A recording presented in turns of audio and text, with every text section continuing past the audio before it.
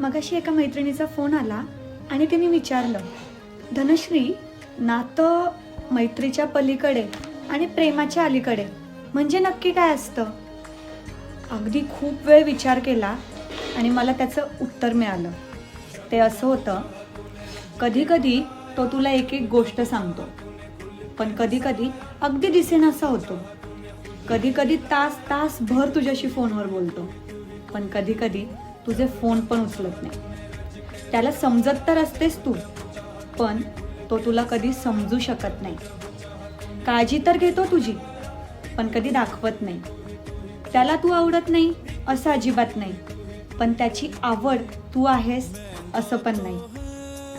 नजर तर आहे त्याची तुझ्या आयुष्यात, पण तुझ्या आयुष्यात तो कुठे दिसत पण नाही. काळजी घेत असेल तुझी, पण त्याला तुझी काळजी घेऊ देत नाही. तुझ्या असण्याने फरक तर पडतो त्याला, पण तो तुला गमवायला घाबरत पण नाही.